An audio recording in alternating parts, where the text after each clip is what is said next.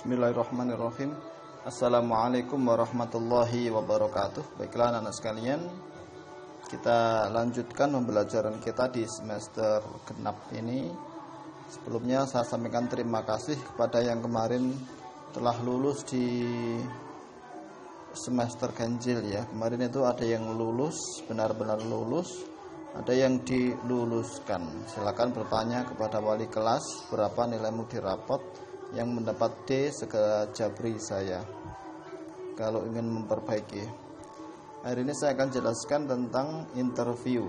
Dalam bahasa Indonesia biasa kita sebut dengan wawancara ya. Perlu dipahami bahwa materi ini bisa menjadi bekal bagi kalian saat terjun ke dunia kerja nanti.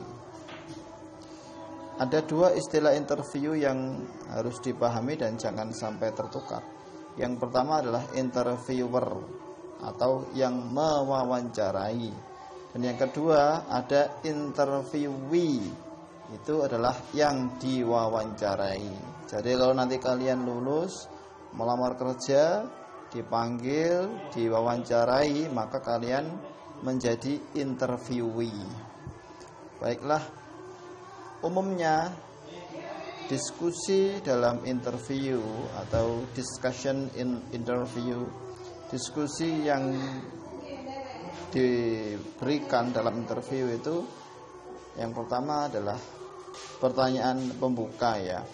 Nah ini kadang tidak ditanyakan karena sudah dituliskan di surat lamaran dan kurikulum vitae, sehingga kadang tidak ditanyakan. Tapi bisa jadi juga yang mewawancara itu basa-basi tetap ingin menanyakan ya. Yang pertama adalah tentang nama biasanya ya, kemudian alamat, usia, educational background atau latar belakang pendidikan, dan terakhir pengalaman atau experience ya. Kadang-kadang ya hanya dua, hanya tiga yang ditanyakan, kadang-kadang tidak ditanyakan sama sekali, bahkan bisa jadi ditanyakan lebih dari ini. Tapi pertanyaan pembuka ini biasanya gampang ya. Rumah Anda di sebelah mana? Ya, misalnya rumah Anda di mana? Di Jombang. Oh, saya juga asalnya Jombang. Jombang sebelah mana? Itu dijawab saja dengan tenang, tidak perlu gugup. Nah, yang akan saya bahas lebih adalah ini, pertanyaan inti.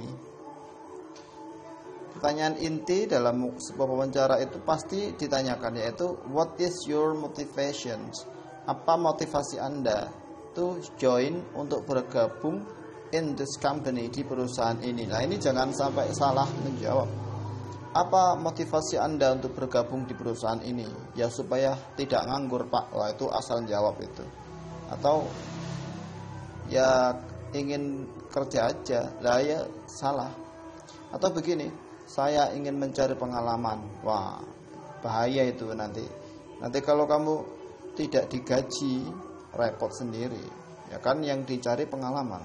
Maka untuk pertanyaan inti ini jawab saja, kalau kamu memang baru lulus dari sekolah ya, terus terang saya jawab saja, saya ingin mengabdikan diri sesuai dengan kemampuan saya di perusahaan ini, begitu saja.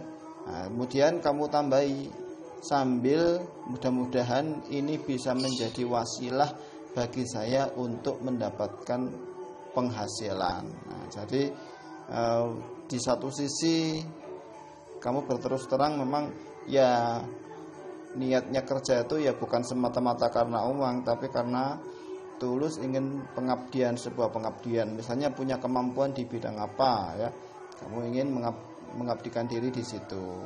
Nah, kemudian juga ingin mencari uang juga, itu jangan ditutupi. Nah, atau misalnya bukan mengabdikan diri bahasanya, tetapi ya saya ingin memanfaatkan atau terjun ke lapangan kerja untuk mengembangkan skill saya. Begitu juga bisa ya.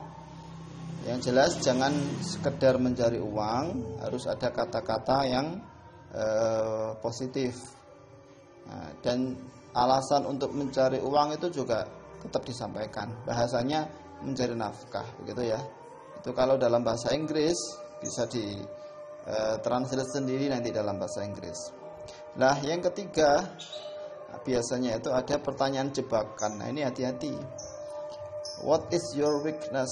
Apa kekurangan Anda? Wah, ini kalau tidak pengalaman, tidak tahu ilmunya, jawabnya bisa bahaya ini.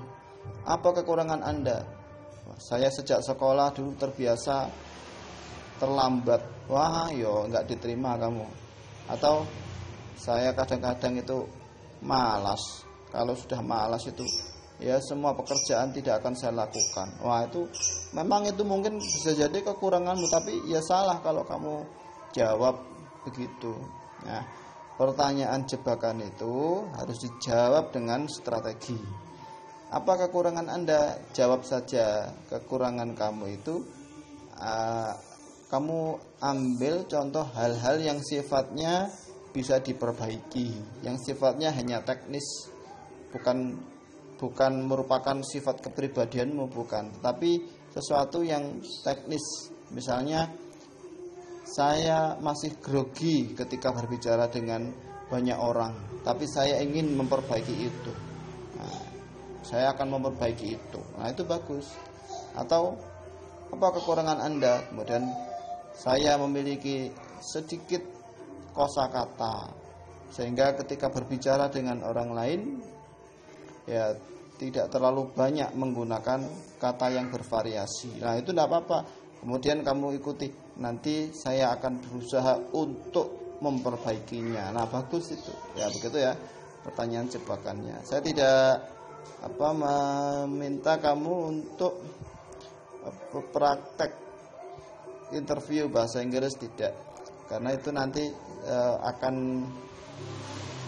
bisa kamu temukan sendiri di lapangan. Lagi pula nanti setelah lulus juga mungkin juga wawancaramu itu dalam bahasa Indonesia ya, bukan bahasa Inggris. Kalau nanti butuh bahasa Inggris ya silakan, nanti bisa di translate sendiri. Baik, sekarang kuis dan tugas 1. Kuis, tulislah salah satu contoh jawaban yang baik untuk pertanyaan inti atau pertanyaan jebakan sesuai dengan penjelasan saya tadi. Pertanyaan inti atau pertanyaan jebakan tadi itu sudah kamu ketahui lah. Kamu coba tulislah jawabannya menurut kamu bagaimana dalam bahasa Inggris ya, ditranslate aja dalam bahasa Inggris.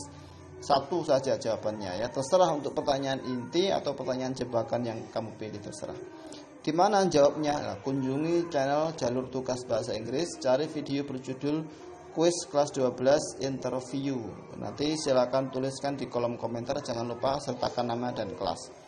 Tugas 1 sangat mudah, catat semua materi di video ini dan unggah di e-learning. Catat saja. Nah, termasuk jawaban-jawaban atas pertanyaan tadi silakan kamu tulis.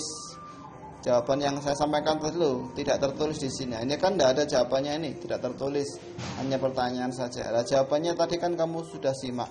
Silakan ditulis juga tidak apa-apa. Nah, setelah itu foto dan unggah di e-learning di tempat yang telah saya sediakan ya. Selamat belajar.